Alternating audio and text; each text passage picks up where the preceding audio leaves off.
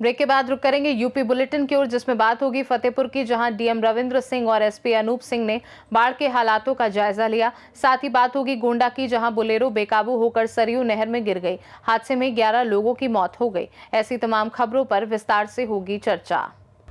थाना खकरेट क्षेत्र में ससुर खदेरी नदी जल भराव से कोट गांव जाने का संपर्क टूटा और एक ही नाव सारा दिन इसे पार कर ग्रामीणों को ले जाने का काम करती है। सी न्यूज़ भारत से फतेहपुर के ब्यूरो चीफ शहनशाह आब्दी ने अपनी टीम के साथ बाढ़ स्थल पर पहुंचकर हालात का जायजा लिया।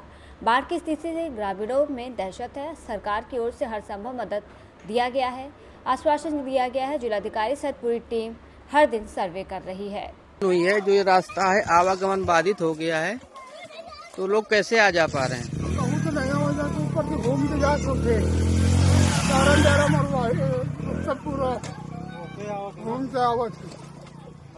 ऐसे कोई साधन नहीं। गौरी कहाँ? गौरी चांदपुर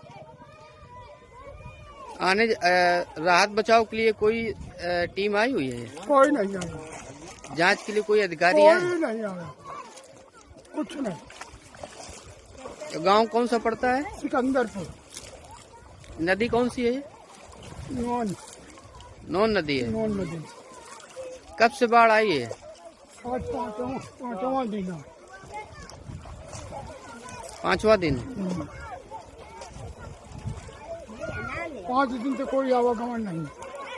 गांव के उस पार जो रास्ते के उस पार जो गांव है, उनका आवागमन कैसे हो रहा है?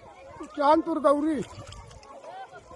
गौरी ले आवा कि तारन जा रहे मरवाई ले रुस्तमपुर ले। अब जो गांव उस पार है नदी के, तो वहाँ पर क्या बाढ़ आई है? तो गांव क्या डूबे हुए हैं? गाँव बूढ़े हैं, पानी घर में पहुँच गया।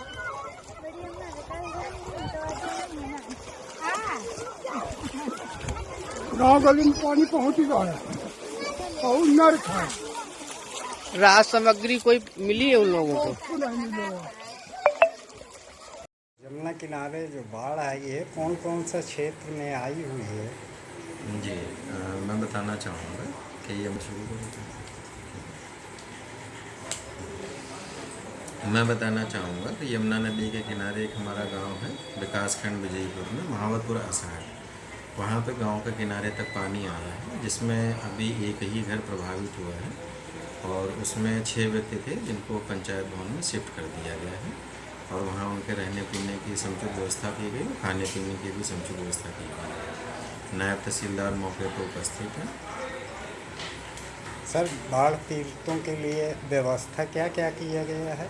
हाँ, बाढ़ पीड़ितों के लिए कल अपर जिलाधिकारी महोदय द्वारा भी निरीक्षण किया गया था और वहाँ जो भी व्यवस्थाएं होनी थी, जैसे जो उनके रहने के लिए चद्दर वगैरह, गद्दे, वो सब व्यवस्था करा ली गई है और उनके खाने पीने की भी व्यवस्था की गई है।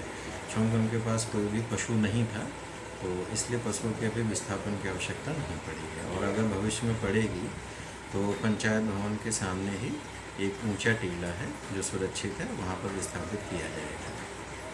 ओके, धन्यवाद। फतेहपुर से सी न्यूज़ संवाददाता शहनशाह आब्दी की रिपोर्ट। गाजियाबाद के वसुंधरा इलाके में आवास विकास की सोसाइटी में सीढ़ियां टूट गई। गाजियाबाद के सेक्टर 17 स्थित ग्रीन व्यू अपार्टमेंट में सुबह टावर में चढ़ने के लिए बनी सीढ़ियां अचानक गिर गई। गनीमत की बात रही कि हादसा सुबह 4:30 के आसपास हुआ। उस समय कोई सीढ़ियों का उपयोग नहीं कर रहा था, नहीं तो बड़ा हादसा भी हो सकता था। तस्वीरों में देख सकते हैं किस तरीके से अपार्टमेंट में बनी सीढ़ियां पूरी तरह से जमींदोज हो गई। सीढ़ियां गिरने के कारण 2 टावर में रहने वाले लोग अपने अपने फ्लैट में फंस कर रह गए। इसके बाद वो सुबह से अपने फ्लैट से बाहर नहीं निकल पाए। गौरतलब है 4 मंजिला अपार्टमेंट में कोई लिफ्ट का प्रबंध नहीं है। समिति के लोगों का कहना है कि आवास विकास द्वारा घटिया निर्माण कार्य किया गया था और ऐसे में पूरी सीढ़ियां ही भर कर गिर गई। सूचना दिए जाने के बावजूद आवास विकास की तरफ से कोई अधिकारी यहां नहीं पहुंचा है। गाजियाबाद से सी न्यूज़ संवाददाता राजेंद्र चौधरी की रिपोर्ट। यूपी के गोंडा में बोलेरो बेकाबू होकर सरयू नहर में गिर गई। हादसे में 11 लोगों की मौत हो गई और इसमें ज्यादातर एक ही परिवार के हैं। बोलेरो में 15 लोग सवार थे और ये सभी पृथ्वीनाथ मंदिर जल चढ़ाने जा रहे थे। हादसा मोतीगंज थाना क्षेत्र में हुआ। स्थानीय लोगों ने पुलिस को हादसे की सूचना दी। सूचना पर पहुंची पुलिस ने स्थानीय लोगों की मदद से शवों को नहर से बाहर निकाला। मृतकों में पुरुष, महिलाएं और बच्चे शामिल हैं। हादसे से जुड़े वीडियो सामने आए हैं। इसमें लोग CPR कर बचाने की कोशिश में लगे हैं, लेकिन किसी को होश नहीं आया। मरने वालों की पहचान बीना 35 साल, काजल 22 साल, महक 12 साल, दुर्गेश, नंदनी, अंकित, शुभ, संजू वर्मा, अंजू, अनसुईया, सौम्या के रूप में हुई है। हादसे में बची किशोरी ने बताया कि हम सभी लोग मंदिर दर्शन के लिए जा रहे थे और जिस वक्त हादसा हुआ हम लोग भजन गा रहे थे, लेकिन अचानक गाड़ी फिसल। हादसे में बची किशोरी ने बताया कि हम सभी लोग मंदिर दर्शन के लिए जा रहे थे। जिस वक्त हादसा हुआ हम लोग भजन गा रहे थे, लेकिन अचानक हमारी गाड़ी फिसल गई और नहर में जा गिरी। इसके बाद क्या हुआ कुछ भी याद नहीं, सब कुछ धुंधला सा हो गया। गोंडा में बुलेरो बेकाबू होकर सरयू नहर में गिर गई और हादसे में 11 लोगों की मौत हो गई। इसमें ज्यादातर एक परिवार के हैं। बुलेरो में 15 लोग सवार थे और ये सभी पृथ्वीनाथ मंदिर जल चढ़ाने जा रहे थे। मामला मोतीगंज थाने के सिहा गांव खरगुपुर मार्ग के पास का है। जनपद गोंडा के थाना इटिया थोक क्षेत्र के रहरा गांव में पुलिस को सूचना प्राप्त हुई कि एक बलेरो गाड़ी अनियंत्रित होकर एक नहर में पलट गई। इस सूचना पर तत्काल स्थानीय ग्रामीणों द्वारा तथा स्थानीय पुलिस द्वारा मौके पर पहुंचकर राहत एवं बचाव कार्य प्रारंभ किया गया और 4 लोगों को, जिसमें एक ड्राइवर और 3 बच्चे हैं, उनको सकुशल निकाल लिया गया और सुरक्षित उनको प्राथमिक उपचार हेतु CSC इटिया थोक भिजवाया गया। इस दुर्भाग्यपूर्ण घटना में कुल 11 लोगों की दुखद मृत्यु हो गई। इन सभी मृतकों के शवों को नहर से निकालकर जिला अस्पताल गोंडा भिजवा दिया गया।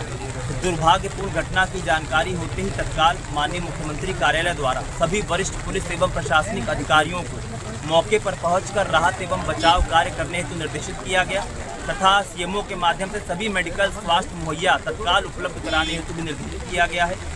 SDRF की टीम भी मौके पर आ गई है और लगातार फर्दर सर्च और रेस्क्यू की कार्रवाई जो है उनकी चल रही है और जो भी इसमें दुर्भाग्यपूर्ण घटना में जो मृतक हैं उनको माननीय मुख्यमंत्री जी द्वारा 5-5 लाख रुपए की सहायता राशि प्रदान करने की भी घोषणा की गई है।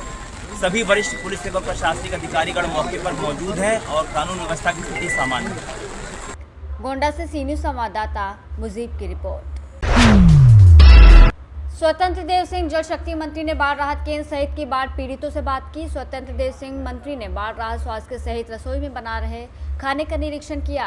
बाढ़ राहत पीड़ितों के लिए की गई जिलाधिकारी द्वारा व्यवस्था को देख जल शक्ति मंत्री ने तारीफ की। वहीं उन्होंने बोला कि बाढ़ पीड़ितों को दिया जा रहा गर्म खाना और जानवरों के लिए हो रही उचित हरे घास और भूसे की व्यवस्था।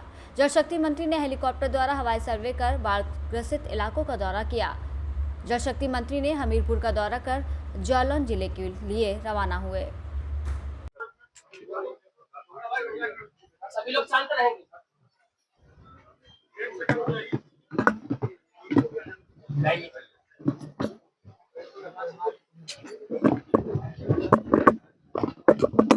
हो गया?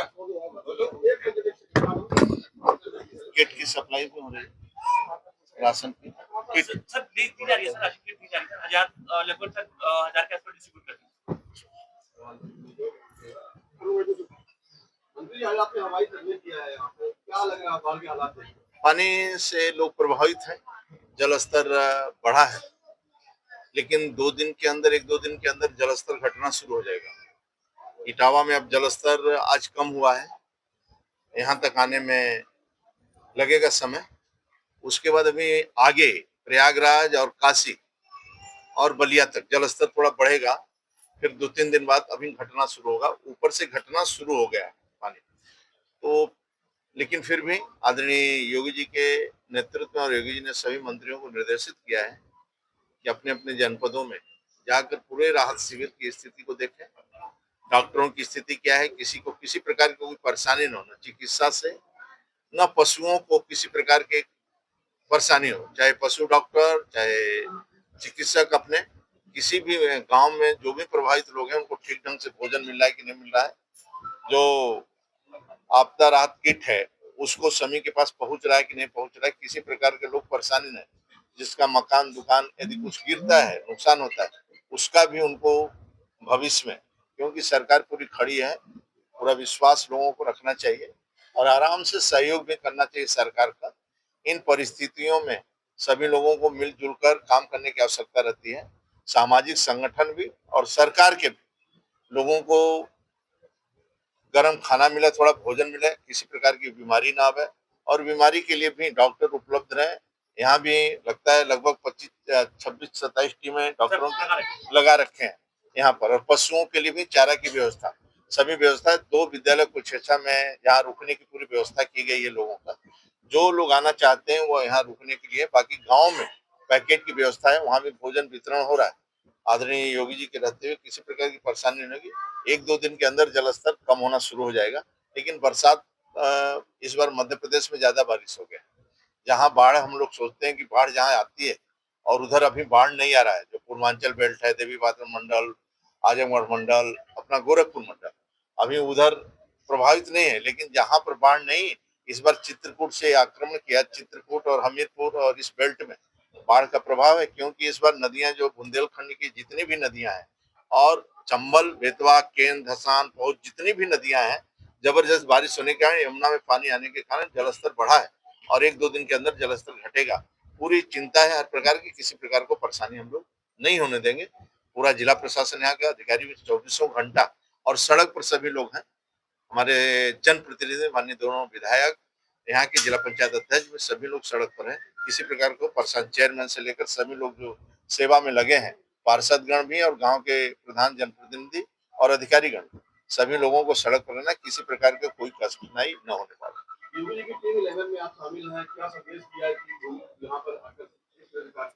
क्या नंबर 1, किसी गरीब को, गांव गरीब किसान को जो भी बाढ़ से प्रभावित हैं, उनको किसी प्रकार का नुकसान न हो। यदि नुकसान हो तो उसकी भरपाई हो। सेकेंड, उनको शिविरों में व्यवस्था किया जाए, रुकने का, ठहरने का, और शिविर में गरम गरम भोजन की व्यवस्था, उनको भंडारा, और जो गांव में बचे हैं लोग उनको पैकेट की व्यवस्था। नंबर 3, पशुओं की चिंता करना चाहिए, और दोनों पशु के लिए भी डॉक्टर और भूसा की व्यवस्था, और गांव के लिए भी डॉक्टर, चिकित्सक भी, किसी प्रकार को गरीब को परेशानी न हो।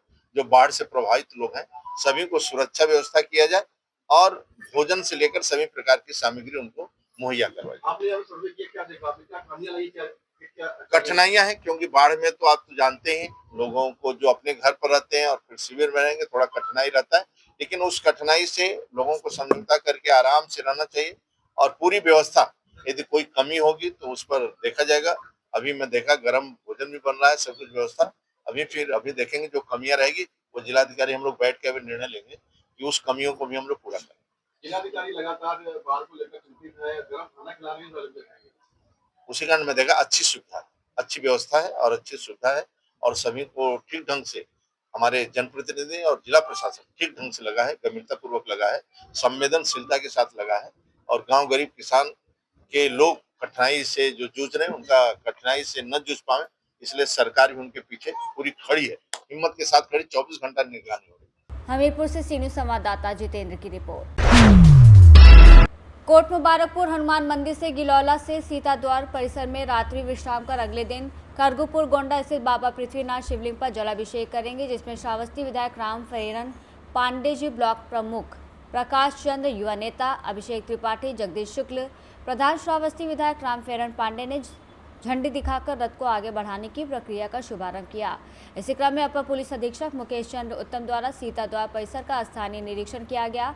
निरीक्षण के दौरान कांवड़ियों की सुरक्षा व्यवस्था, रात्रि विश्राम स्थल, प्रकाश व्यवस्था, पेयजल, साफ सफाई, प्राथमिक उपचार, यातायात व्यवस्था की समग्र समीक्षा की गई। श्रावस्ती से सीनियर संवाददाता उमेश धर द्विवेदी की रिपोर्ट। फिलहाल के लिए यूपी बुलेटिन में बस इतना ही। बने रहिए सी न्यूज़ भारत के साथ। हर खबर आपके साथ, आपके हाथ।